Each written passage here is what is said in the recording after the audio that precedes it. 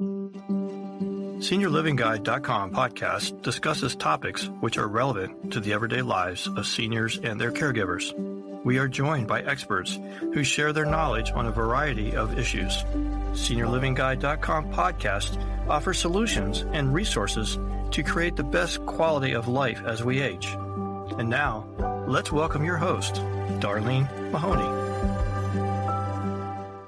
SeniorLivingGuide.com is the most comprehensive online resource for seniors and their caregivers.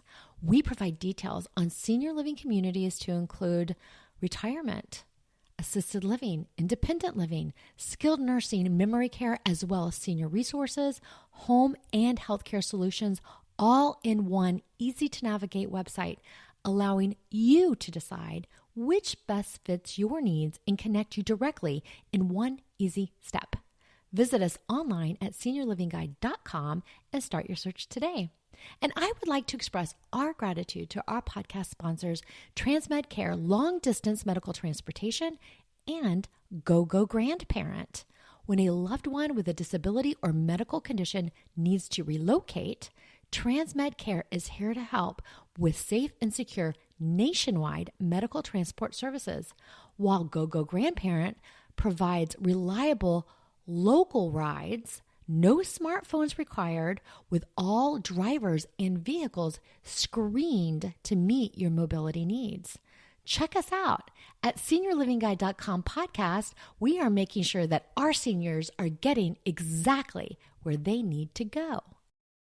And today we are joined by Mario Irizarry, and I'm going to notate his different licenses and certifications, and it is quite impressive. MSN, RN, and CHFM, and he is the Clinical Director of Palmetto In-Home, RN.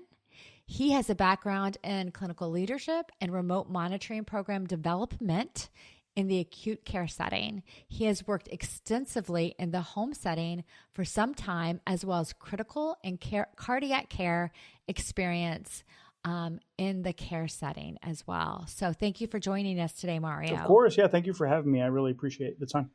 Yeah, absolutely. And I've really been impressed by your absolute passion for seniors that are aging in place and the caregivers that take care of them, and looking at providing the best solutions for both to have that experience be a positive experience. So we're going to dig into that a little bit. Thanks. No, well, I think I love that term, aging in place. It's something that at Palmetto In-Home, RN just sort of fills our cup. And so one of our desires is to help as many people as we can in our market just age in place where they want to be, as opposed to being necessitated to go somewhere where they'd rather not. You know, the comfort of home is great, right? But with that comfort of home and that aging in place comes, unfortunately, a lot of life stress for loved ones and individuals that are helping to care for those people. Yeah. And so just a lot of work can go into sort of helping alleviate some of that concern. Right. And as people are retiring, there are more and more people that are needing different types of care. So you mentioned that there are 4 million people retiring this year. That's something that you previously have shared with me.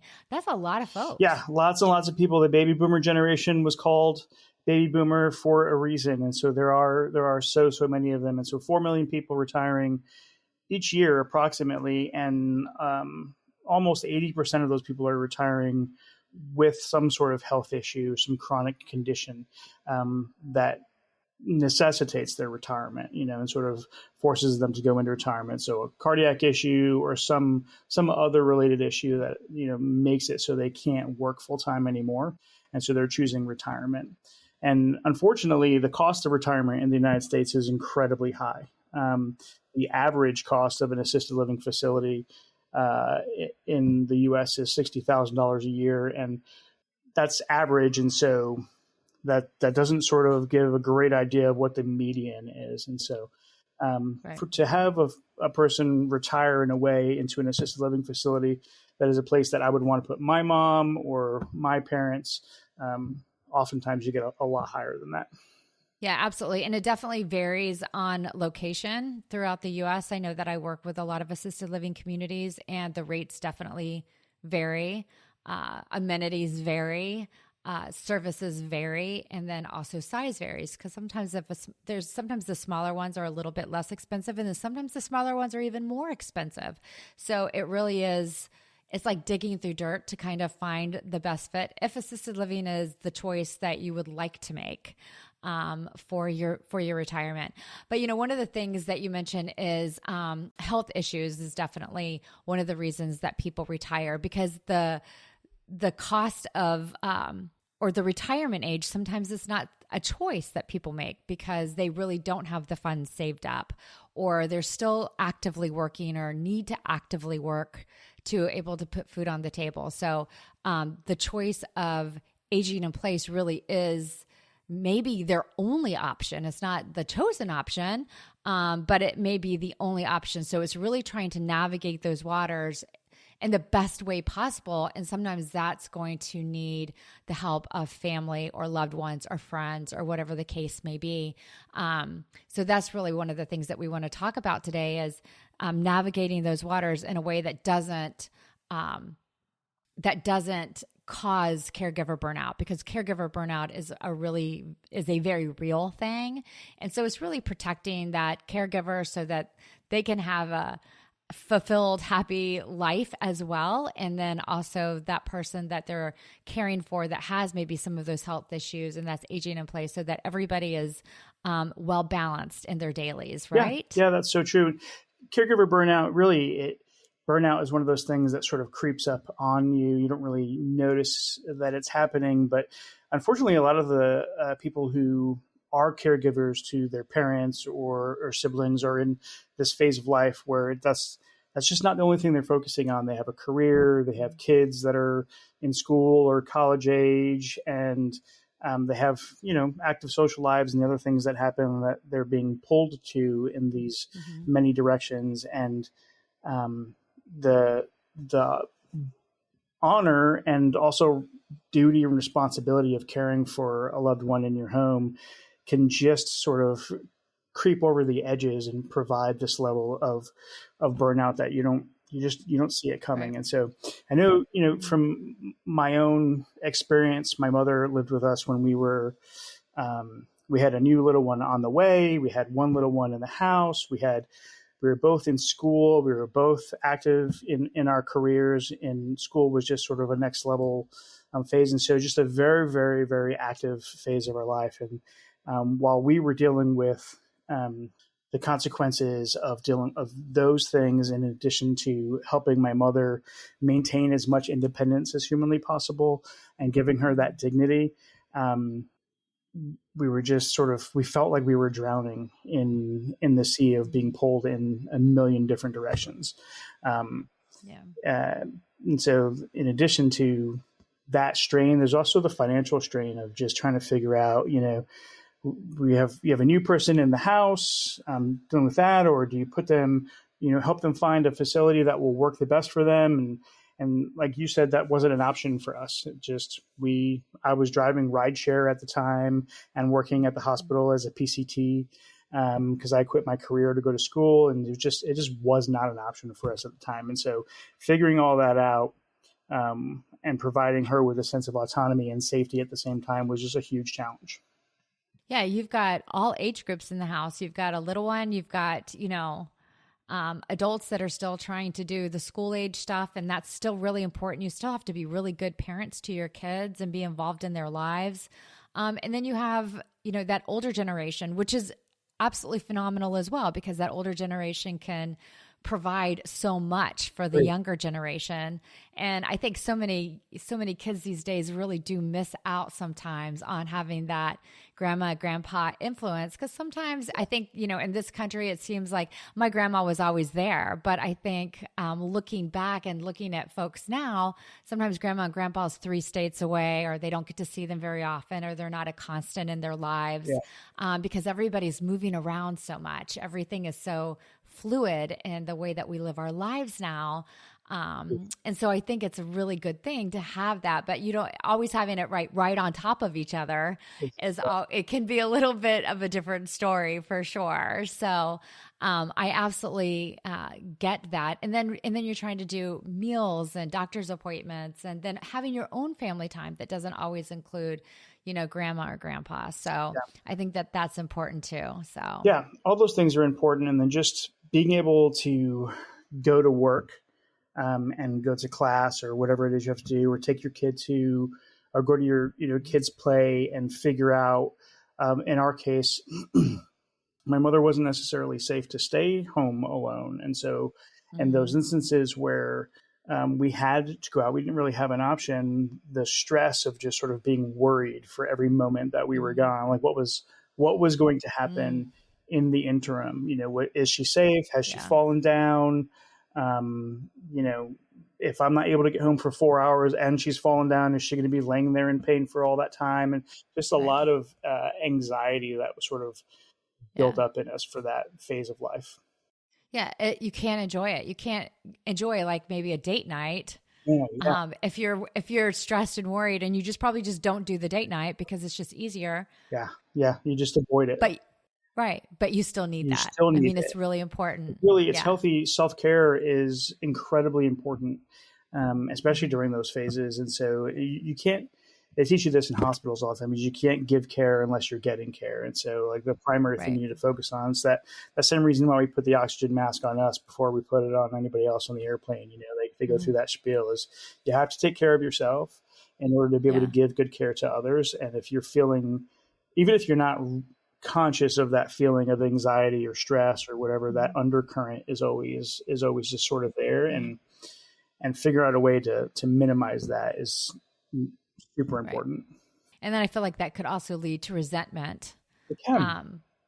From the spouse who it's not their parent, or even the child who is taking care of their own mother. And I think, or even kids, I think kids, we can't go to Disney World, or we can't go to this birthday party, or because we can't leave grandma and grandma can't come, and, all these different things. So there's sacrifices being made, and sacrifice is a part of life. And I have no issues with teaching children that, you have to sacrifice, but you should have some balance with that. So if there's solutions to finding that balance that's affordable, I think it's a great thing to look at some of those solutions. And I know with senior living, there's always resources that a lot of people are super unaware of. And how to access them in different ways. So I know that you and I have talked a lot about some different options. And that's one of the things that where you work, Palmetto In-Home Health, or In-Home, it's just Palmetto In-Home. Palmetto In-Home RN, it's called, actually. RN. Okay. All right. And I knew that. So I was just trying to put some health or something at the end of there. And you are actually located in South Carolina. Yep, Charleston, South Carolina. I love Charleston. So... oh my gosh, it's so beautiful. I lived there for a short period of time, and it was a magical experience living there. So there's just something about it. It's just a different part of the country. Right? There's just something, I don't know, something magical about the French Quarter and just downtown. It's my favorite place I've ever lived, hands down. Yeah, same here. It's just one of my very favorite places. It's very unique in nature. But you do also provide services that I think is very unique, and it's available anywhere as well. So we'll dig into that a little bit, which I think is very, I want to say niche a little bit.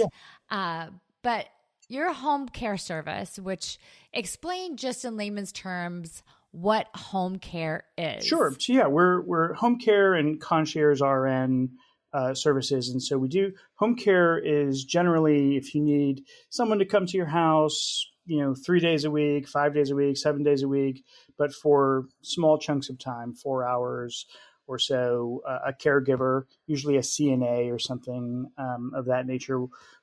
We send out to the home, and they help family members with ADLs, ambulating or walking to the restroom, helping prepare small meals, and making sure, just have comfort and someone to socialize with for a couple of hours, even companionship, read a book, do Scrabbles or crosswords, that sort of thing. And then we also do some skilled nursing care at a concierge basis. And so for example, post-operative care for individuals where they might have had a plastic surgery of some kind, and so we'll send a nurse to the home to help with bandage changing and help people in any way they need for that. But the real niche thing, that the space that I wanted to fill that I thought was of super value was, the cost to have an actual caregiver in the home for 8 hours, 10 hours, like I do work 12-hour shifts or more, or even overnights, is prohibitively expensive. And so on the acute care setting, which is the hospital, they use these remote monitoring systems. And I saw some great value in applying that to the home space. And so instead of having a person sit there and sort of stare at your parent or your loved one overnight to make sure they're safe because you're working an 8-hour shift and you don't want to have anxiety for 8 hours, someone can sit with them remotely. And so they're being monitored. There's nothing crazy in the room. It just looks like a soundbar on top of a television, and they can reach out to them and say, "Hey, listen, Miss Bennett, don't get up, or please don't turn on the stove or the oven," and give them kind of reminders of things to do to keep them safe. And if, God forbid, something does happen, like they get up or they roll out of bed and they fall or something not great that you don't want to have happen, they can reach out to the individual caregiver, the family member directly, or they can call 911. We have a service where we can send somebody out in the moment as well. We at GoGo Grandparent are so excited to be joining this podcast. With just one call to GoGo, you or a loved one can request a reliable ride anywhere you want to go. No smartphone required. All drivers and vehicles are screened and monitored to meet your mobility needs and can accommodate impairment equipment, such as a walker or a wheelchair. Plus, GoGo membership offers concierge services on meals and grocery delivery, as well as home services, which can include maintenance on your home, cleaning, gardening services. To learn more or sign up for GoGo, call 1-855-970-6294 or visit gogograndparent.com/SeniorLivingGuide. Hi, this is Andrew Brainerd, owner of TransMedCare Long Distance Medical Transportation. When the time comes to relocate a loved one under medical care, TransMedCare is here to help. We offer nationwide medical transport services with fully customized vans providing all the comforts of home, and licensed medical professionals to accompany your loved one along every mile. At TransMedCare, nothing is more important than bringing your loved one home safely. Visit our website at trans-medcare.com. Yeah, so I want to backtrack just a tad. Sure. So one of the things you mentioned is ADLs. So that's a term that we use that's an industry term. Yes. So let's kind of explain what that means to the average person listening. Sure. It's super simple. ADL stands for Activities of Daily Living, which just means everything that we do every day to care for ourselves. We brush our teeth. We put our clothes on. The buttons can sometimes give people a hard time. Zippers. We put our shoes on, we brush our hair, we fix small meals for ourselves, and just the general activities of daily living, baths, and we can help support with any of those. Okay. So in home care in general, so your home care provides almost an extended level of care over what is a typical home care, but your home care is offered in Charleston, South Carolina. But if we have a listener that is in Nevada or some other area, there's home cares available in all 50 states in a variety. And a lot of those home cares offer all kinds of different levels of care. So it's really having those conversations, and I would definitely look at getting some reviews in your area and referrals, that type of thing, on the best home care in your area and finding out what they offer and what you need. I know the home care that I utilize home care for both of my parents, kind of for two different things. My mom had post-op home care, and they did a lot of her ADLs. So she needed help brushing her hair, bathing, some of those different types of things. She had the same person that came every week for several weeks. She actually developed a friendship with her. She really enjoyed it. Yeah, they did some Dollar Tree shopping. They bought some things for the grandkids, and my mom really enjoyed it.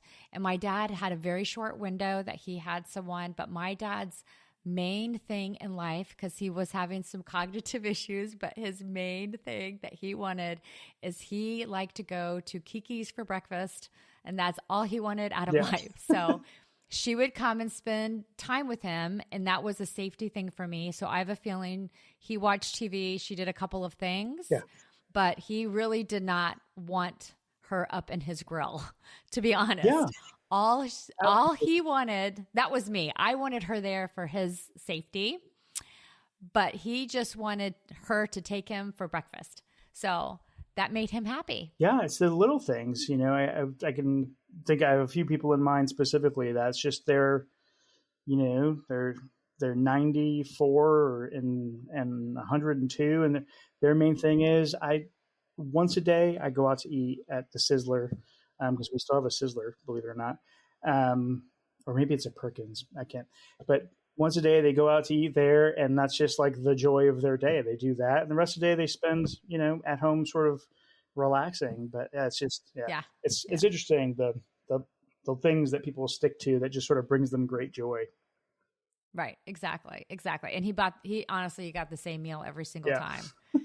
Yeah, I think he got the same waitress every time. He was a one-trick pony, I got to tell you. But but it made him happy, and that was what she did. So he could do his ADLs. He did not have any issues with any of that. It was more of the safety of, is he going to leave the stove on? That kind of thing. So, so perfect, completely different than what my mom needed help with. So there's different levels of needs that people have with that. But the ability to, if you are having them live with you and you're aging in place and you do need to go to work, or you do need to have a date night, or you do have some different things that are going on, to have that video aspect where it's being monitored, so you can take that stress and anxiety and you can enjoy that time with your family or your spouse, or you can get your work done without worrying, because you've got to be able to do your work without having that pressure of someone in your home and having some concerns. I think it's a great plus. I did want to ask you, so if you have that in your home, is that something that, unlike one of our other devices, and I'll spell her name because she's very nosy, Alexa, that you kind of feel is hanging out in the background even when you're not saying her name? Is that something that kind of turns on and off, or how does that work? Yeah, no. So it's not at all like the name that shall not be spoken. It's actually 100% HIPAA. If anybody knows, that's also another industry word, but HIPAA compliant, which is a law that says all of your health information needs to be locked up in a very, very particular and safe way.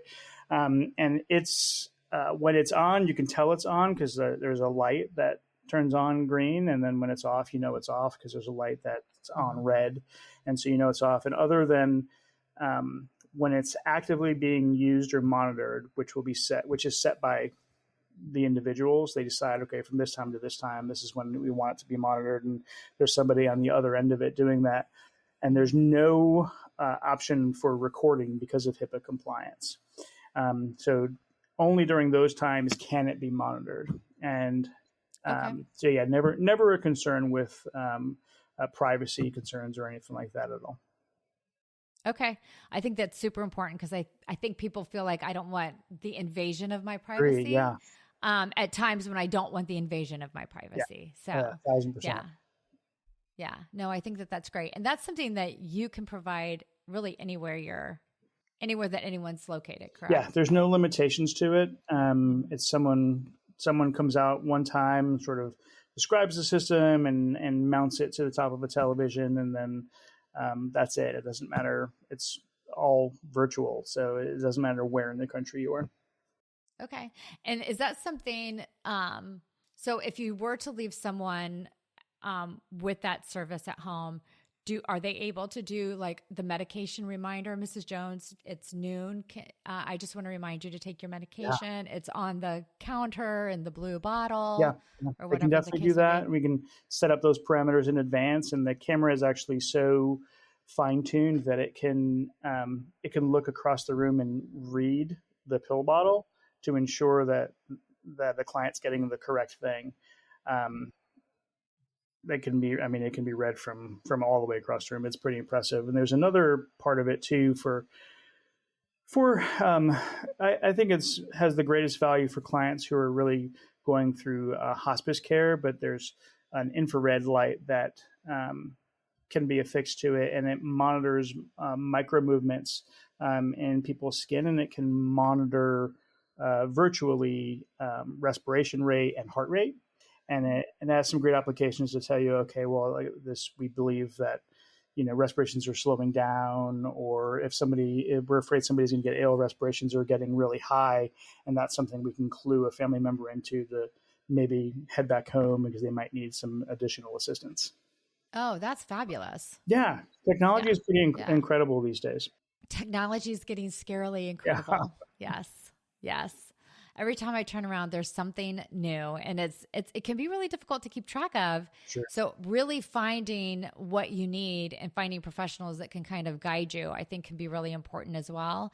I know that even in my job and the different things that I do, I have to YouTube so many things because I'm like, okay, explain this to me. And that's my best resource is for me going to YouTube just to understand what I'm what people are talking about in technology. We look up all kinds of things. In the hospital, we refer to it as Dr. Google, and so we just, we look up all sort of things because it really is impossible to keep on top of everything. And so you need people that are experts in their little niche field. Yeah. Absolutely. I'll never forget my first experience with thinking YouTube was amazing. I never really watched it. My Dyson vacuum cleaner completely broke down, and I was getting ready to take it in, and I'm like, I don't even want to know how much this is going to cost. At the time, I was a single mom, did not have tons of money. And my son, it was like 15 years old, and he said, I got it, Mom. He went to YouTube. He fixed my Dyson. That's fantastic. From YouTube. I was like, this is amazing. Listen, you can't replace a Dyson at the Walmart. Like that's a real vacuum. Right? No, it was a very expensive vacuum, and even getting it repaired was going to be expensive. So I was just like, oh, this is amazing. I cannot believe this child did this. I was so proud of him. So I'm surprised that little booger didn't have money, have his hand out for money, because he was a greedy little stinker when he was around that age. But he didn't. He was good. But for sure. So before we kind of sign off on this podcast, is there anything that we didn't talk about? Because I think this is such an important topic. I really want people that are taking care of their loved ones to have the resources that they need, because the burnout is so real. And I think when you're in it, you just want to keep doing it. And then I don't think you realize the burnout is there till it's there. Sure. Yeah. And then you're in a bad place. I think one of the best resources people can reach out to in their local area when they're in this season of life is actually the Office of Aging. Most larger metropolitan areas will have an Office of Aging, or at least the state will, and they will offer resources that are available to the individuals. Some for free, some with grants, some will obviously cost, but just if you're feeling like you need a respite, or you need just sort of help getting through the phase and understanding the complexities of this new life situation, especially when it is new, that's a great resource available to individuals in most areas, which is fantastic. It's called Office of Aging. Yeah, the Office of Aging. Yeah, most cities will have one. So I know Charleston has one, and a lot of larger cities. Charleston's not a very large city, but there's a lot of people here. So for sure, you've got a lot of traffic on that one highway going in and out. I can tell you that. Yeah, we do, Charleston. Yeah, for sure. Yeah, but it really is our heart to reach families where they are and sort of help them. Help us honor the people that raised us and help them age in place, if at all humanly possible. That's always the goal. And so we would encourage that. And I really got that just based on your story with your own family and really what brought you to this business and the passion you have for this business, and then the folks that you work with. So, yeah, for sure. Thank you. I really do appreciate that. So we're going to also include the link to Palmetto In-Home RN. So we'll include the link, but do you want to go ahead and share what that is? Sure. So you can reach us at www.palmettoinhomern.com. Okay. Don't forget the RN. Yes. Don't forget the RN. The RN is vitally important. It is. So we'll have that. And then also the link will be in the description as well. And it will be available on all the apps. So you can just click on that and it'll take you right over to that website as well. And with that, you can get more information if you're not in the Charleston area for in-home care to the virtual opportunities and the remote caregiving opportunities as well. So thank you so much for joining us today, Mario. It has been such a pleasure to have you on the podcast. I just so enjoy talking with you. Thank you. Me too. I really appreciate you having me. Yeah, absolutely. If you enjoyed this podcast, please check out our other podcast. We are now in season 5, if you cannot believe it, of our podcast. We've been doing this since 2020. All of our podcasts can be found anywhere you enjoy podcasts, such as Spotify, Apple Podcasts, Good Pods, or anywhere you consume your podcasts. Thank you.